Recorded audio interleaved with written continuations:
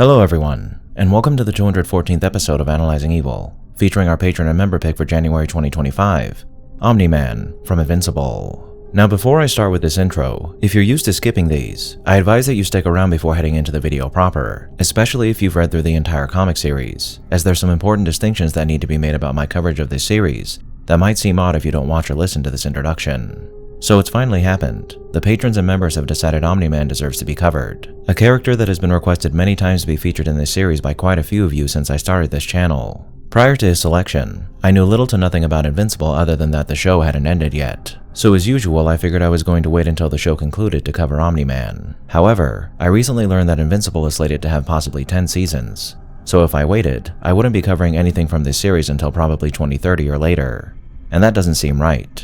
So as you might have guessed by the title of this video, I'm going to cover the Invincible saga in separate parts. Structuring my coverage of Invincible this way seemed even more appropriate when I reached the end of Season 2 and read up to that point in the comics.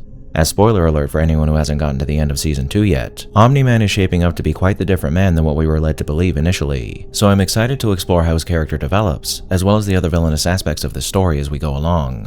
That being said, just as these Invincible episodes don't follow my typical structure for analyzing evil videos due to them being compartmentalized, I'm going to approach my coverage of this series in an atypical way as well. As I mentioned a moment ago, I only just recently began reading and watching Invincible, and I stopped where the show stopped. Now typically when I cover a character, I like to cover them from the beginning of their lives to the end of their story, and sometimes that requires that I pull information from later parts or entries in a story so we can fully understand the evils of their characters. But since we're going to be going season by season here, I'm going to cover this story without skipping ahead at all. So whatever information we've received up to the latest season in the show and the corresponding issues of the comic is what I'm going to go with, even if that information is contradicted later on. So yes, even though the comics have concluded, we're going to pretend as if they haven't, so we can talk about this show and its character's development as if everything we receive in each new season is new information. And while this type of structure won't be as satisfying for anyone who's read through the comics, it should be welcome for those of you who only watch the show, which I'm assuming is the majority of you. With that in mind, for any of you who finished the comics that are itching to provide us with some helpful spoilers down in the comments, please either refrain from doing so, or mark your comments with some sort of spoiler warning. Before we start talking about Omni-Man though, let's first talk about our sponsor for this video, Delete Me. Everywhere you go now, someone is looking to get your email or your phone number out of you, and while it's often a necessity to give out this information to various people and companies, you never really know whether or not the information you give out to someone is going to stay with them or be used elsewhere. But Vile, where could that information be going, you might be asking yourself? Why, to data brokers, of course, people who buy and sell your information to scammers and spammers, who then bombard you with unwanted emails, text messages, and phone calls. And worse still, with access to your data, they can even steal your identity or make you vulnerable to stalkers. They can find this information in places you wouldn't expect, like by easily accessing military records for active service members and veterans, or even through genealogy websites, which can list all sorts of information about your family members from the youngest to the oldest, which is concerning to say the least.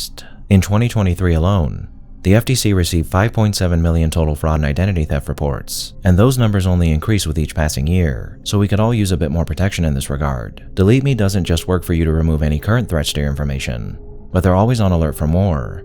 And by looking through my data reports, I can see that they found 40 companies who currently have my information and are selling that information to people looking to make my life miserable and expose me to hackers. And unfortunately, I know those numbers are only going to increase.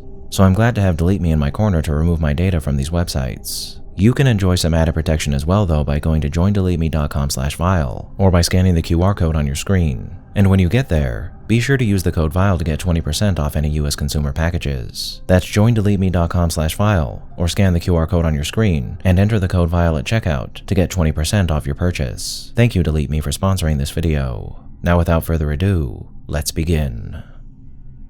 The life of Nolan, the Viltrumite man who would later take on the names Nolan Grayson and Omni-Man, has been defined by one thing in particular: conflict. And not just external conflict, but internal conflict as well. Like all of us, Nolan was molded in large part by his environment. Nolan was born on Viltrum, a planet that lies at an unknown point in our galaxy that's as lush and verdant a world as Earth is. And much like Earth, this planet is dominated by a species nearly identical to humanity. Well, in appearance at least, the aforementioned Viltrumites. However, the Viltrumites are more appropriately described as superhuman, as that's essentially what they are. An entire race of human-like organisms who all have varying degrees of superhuman strength, superhuman speed, invulnerability to nearly all external stimuli and hazards, the ability to rapidly heal themselves of any injury, and gargantuan lifespans that far exceed our own. One would imagine that such beings could transform their surroundings into a veritable utopia with the powers at their disposal. And they did, though not in the way that we're typically used to. It's often the case in fiction that when you encounter a utopic society, you find that they're modeled after concepts that we imagine each member of our species would benefit from in a perfect world. An absence of menial labor, unlimited free time, access to abundant resources, housing, and healthcare, and a world where peace and understanding has replaced any and all forms of conflict are common themes of such imaginings of utopia. In many ways, Viltrumite society embodies many of these aspects, as their world and empire seems to enjoy a quality of life that most of us could only dream of enjoying. But the prosperity of the Viltrum sphere of influence was not won through the peaceful unification of their species. Quite the opposite, in fact.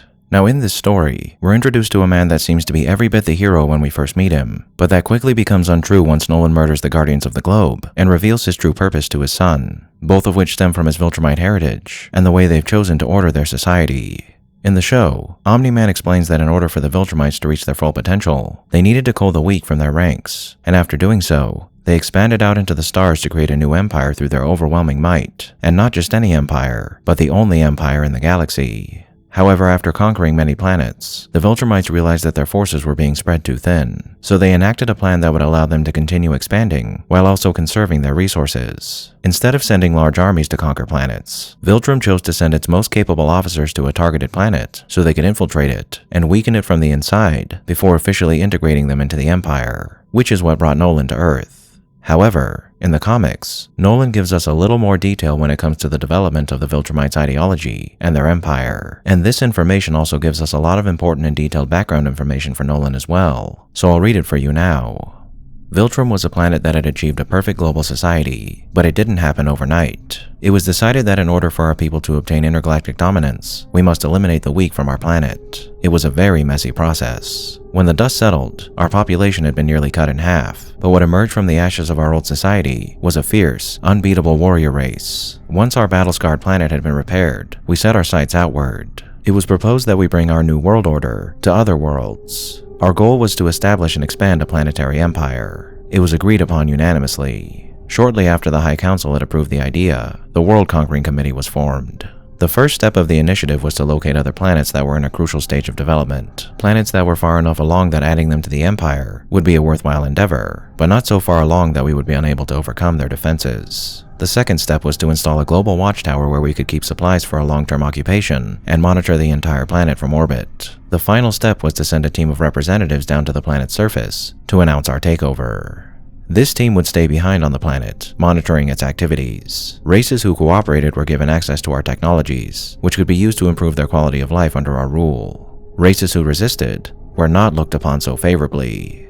With our expansion clearly a success, my people doubled their efforts. We began to enlist the aid of races we had conquered to continue to expand our empire. Though they were not quite as efficient as our own forces, it did help with our expansion efforts. By the time I was born, Viltrum was already a hub of interstellar activity, one of the first great empires of the galaxy. There couldn't have been a better time to enter this world. Word traveled around Viltrum about how much of a success the World Conquering Committee was. Soon, it was the most popular profession on Viltrum. Of course, when I came of age, I signed up for duty.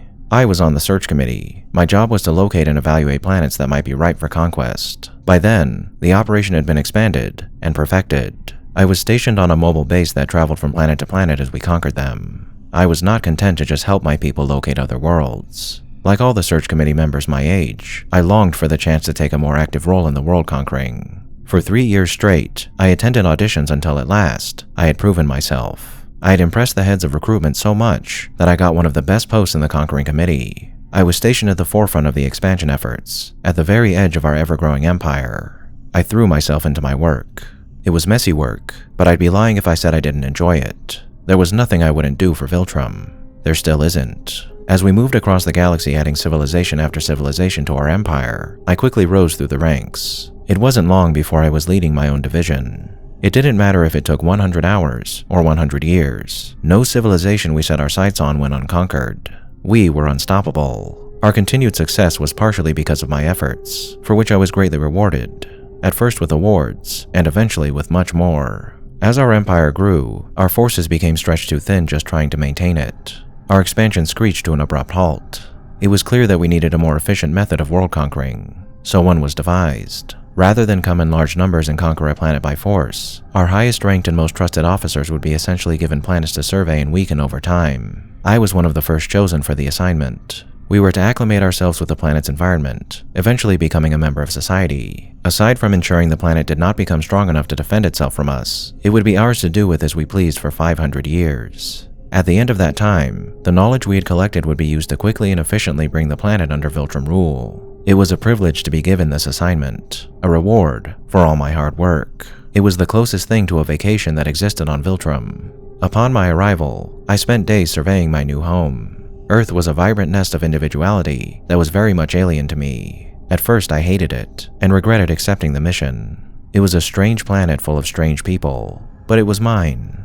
It wasn't long before I realized this would be no easy assignment. Had the World Conquering Committee known Earth was such a volatile environment, they may not have chosen it. It seemed its people were almost always in some kind of danger. Every time I turned around, there was a new threat out to conquer the planet before Viltrum even had a chance. We had laid claim to this planet. I was not about to let it fall to another invader. After only a few months, my life had settled into a routine that involved little more than ending threat after threat to the human race. But all that was about to change. When I met your mother, I knew the only way to enjoy my time here was to actually live as a human. When it eventually came up, I told her the version of my coming to Earth that you have been told since childhood. It was clear she wouldn't approve of the real reasons I was here. Living life as a human was not easy at first. Simple concepts like menial labor being required to earn a living were completely alien to me, though the act of physical love made for anything other than procreation was a welcome surprise. I soon found myself becoming a regular fixture in the superhero community. My natural Viltrumite abilities made me the most powerful being on the planet. I found myself on adventure after adventure. After a time, I realized that my true motives had begun to slip from my mind.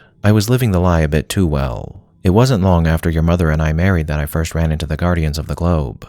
I never became an official member, but I was welcomed into the fold with open arms. They helped me along in the early years. They knew I was new to all this, and were all too eager to assist me. Some of them I would eventually come to consider friends, but I knew they would never allow me to complete my mission. I knew that they would eventually need to be eliminated. As my years on Earth grew longer, I found myself becoming more and more comfortable living life among its inhabitants. It was something that worried me a great deal. Then everything changed. Your mother was so happy. I had no choice but to raise you as a human. I couldn't risk her finding out the truth about me, so I couldn't risk telling you the truth about me. I often thought about taking you and raising you as a Viltrumite in a secluded area of the planet. I could never bring myself to do it. No matter how I tried to distance myself from her emotionally, I couldn't deny that I had grown quite fond of her. I decided that for a time, I would turn my back on my duties and focus on raising you. I thought that you would be able to provide a unique perspective to the World Conquering Committee, having grown up in an alien environment. Honestly, I was happy in my new life, but I knew it couldn't last. When you started to develop your powers, I knew I couldn't wait much longer, so I made the first step towards weakening Earth's defenses. Now, with all of this information in mind, we have a lot to discuss. As you can tell, every evil action that Nolan has ever taken over the course of his life has been taken in service to the Viltrum Empire. Hundreds, if not thousands of planets have been irreparably damaged or depopulated due to his direct influence, and it probably isn't out of the realm of possibility to suggest that he's responsible for the deaths of millions, billions, or perhaps even trillions of sentient beings. But again, the decision to become this planet-conquering monstrosity wasn't one made on a whim. It was Nolan's indoctrination into the Viltrum way of life that made him into this creature. Now, there are many differences between human society and Viltrum society that are worth noting, but there's two things in particular that set them apart that are the most detrimental to its citizens. The fact that Viltrum society is uniform and monolithic, and the fact that each individual is bred to believe that the whole is far more important than the self. Viltrum society, while utopian in nature, is decidedly sterile, bland, and homogeneous. Every Viltrumite has been conditioned to believe that the advancement of their empire is the most important aspect of their existence, an ideal which they need focus all their energy and aspiration towards, and the culture they've created is reflective of their unwavering dedication to their conformist empire. Viltrum cities offer pristine, orderly, white vistas that are quite elegant, but ultimately uninspiring and boring. Viltrumite attire and appearance is fairly cohesive as well, with the same white and gray clothes being worn by all Viltrumites, and men all having the same style of mustache, though they are allowed some freedom as far as hairstyles are concerned. Along with the comment Nolan made about how delightful it is to make physical love for anything other than procreation, and the attitudes of the various Viltrumites we're introduced to, we can safely assume that there is little to no individualism in Viltrumite society, and that each member of their species is expected to eschew their own wants and needs in favor of the needs of the imperial whole. Now, making one society into a cohesive monolith becomes much easier when every citizen of that empire is dedicated to expanding it, as accomplishing a feat like creating a galaxy-spanning empire becomes much easier when every citizen of that empire is dedicated to expanding it. And we'll be talking more about why the Viltrum Empire is an evil organization at its core in later videos in this series. But as far as Nolan's character is concerned, it's important to emphasize that his rearing as a cog in the Viltrumite machine and his role in Viltrumite society is both the reason for his evil actions and the source of his redemption.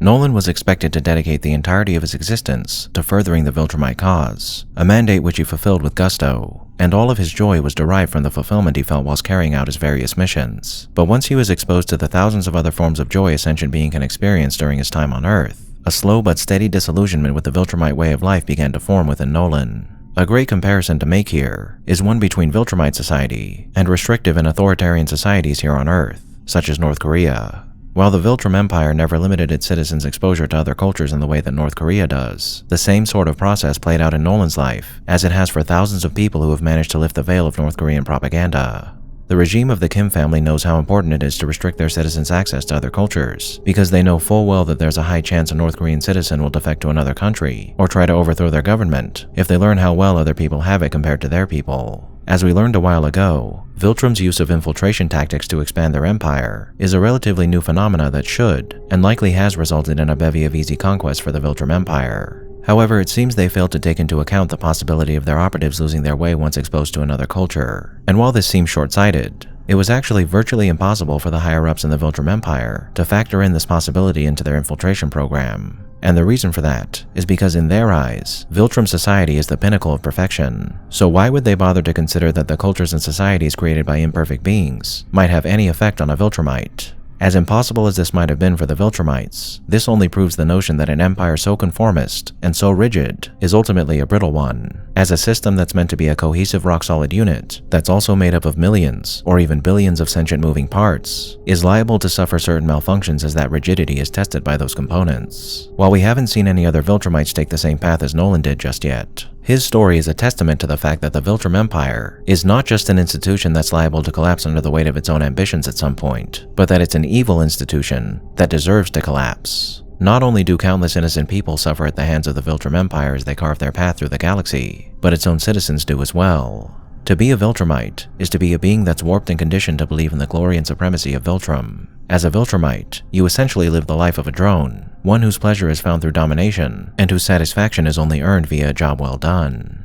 There are no nights of leisure taken by a Viltrumite. They never know the joy of making love, only the duty of procreation. They do not eat to savor their food, only to provide themselves with fuel. Leisure time can only be found through being granted a planet to conquer, where one can have a pseudo-vacation as they work to undermine a planet's defenses from the inside.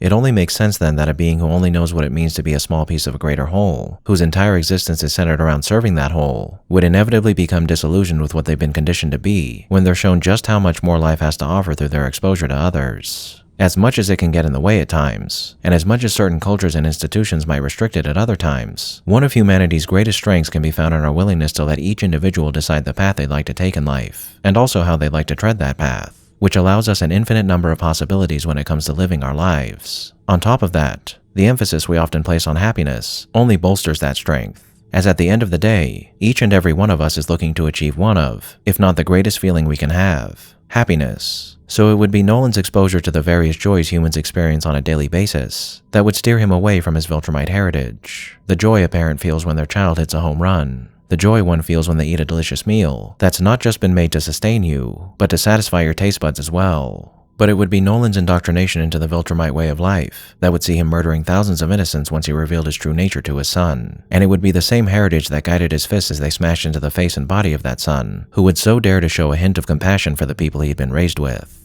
The conflict within Nolan that arose as a result of his double life was plain to see when Mark's powers began to manifest. a conflict between what he feels he must do and what he actually wants to do that was slowly but surely turning his world upside down. Ultimately, though, the joys that Nolan experienced living among the humans would only be kindling that could not truly burn until they were sparked by something more meaningful. In this case, the defiance of a son who not only expressed his love for his people, but for his father as well. A notion that's made evident by the countless universes where Mark chose to become the Viltrumite his father wanted him to be. Despite the fact that in most universes Nolan didn't change at all, it's still important to note that he did change in this one. And he changed through a method that has turned countless individuals away from evil, taking the time to see the world through the point of view of another person. By hearing his son's pleas through the flurry of blows he was pummeling him with, all that Nolan had experienced during his time on Earth was transformed from a small heap of guilty pleasures into a full-blown realization that the short time he'd spent living his life as an Earthling had been far more fulfilling than the centuries he'd lived being a Viltrumite. Perspective is everything. If you see the world through the lens of an institution that seeks only to mold you into a cog in the machine of domination, then that's how you're going to see the world. Nolan Grayson, unburdened by the trappings of his poisonous society, though, seems to be well on his way to becoming not a monumental force of terror in the universe, but one of good. A man whose sins are vast and many, but perhaps one who will soon create peace and harmony with a renewed perspective that will far outweigh the evil he sowed. But who knows? Well, some of you do, but I don't. Not yet, at least. But I'm sure I will soon enough, though, on the next season of...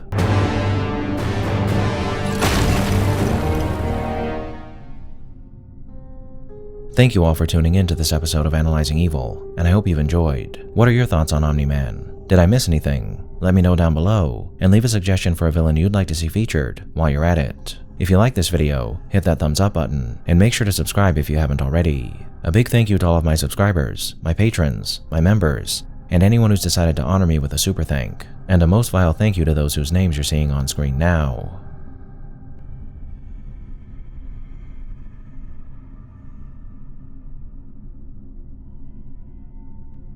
Join the channel's Discord server and subreddit to interact with myself and the community. And follow me on the social media platforms listed below to keep up with the channel. As always, thanks for watching, and I'll be seeing you soon.